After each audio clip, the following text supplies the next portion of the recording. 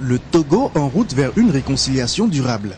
Le rapport de la commission Vérité, Justice et Réconciliation, qui sera rendu mardi, fera la lumière sur les actes de violence qu'a connu le pays pendant plus de 50 ans. La création en 2009 de la commission Vérité, Justice et Réconciliation a donné beaucoup d'espoir au peuple togolais.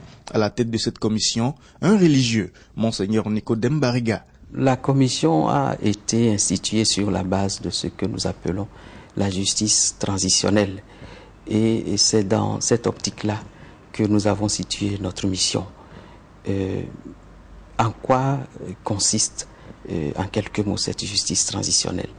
Elle consiste d'abord à donner la parole aux victimes, à ceux qui ont souffert, pour que le peuple tout entier puisse savoir ce qu'ils ont enduré.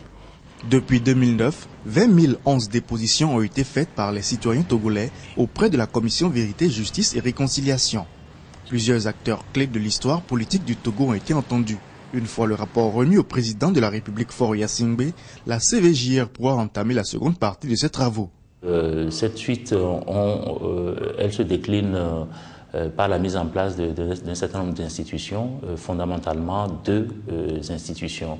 Une institution chargée d'appliquer, de la mise en œuvre des recommandations de la CVJR, et puis une autre institution qui sera chargée pour sa part de faire le suivi, c'est-à-dire de faire le contrôle de la mise en œuvre des recommandations de la CVJR. Après 2 ans de recherche de la vérité sur les violences à caractère politique au Togo, de 1958 à 2005, la CVJR se dit satisfaite.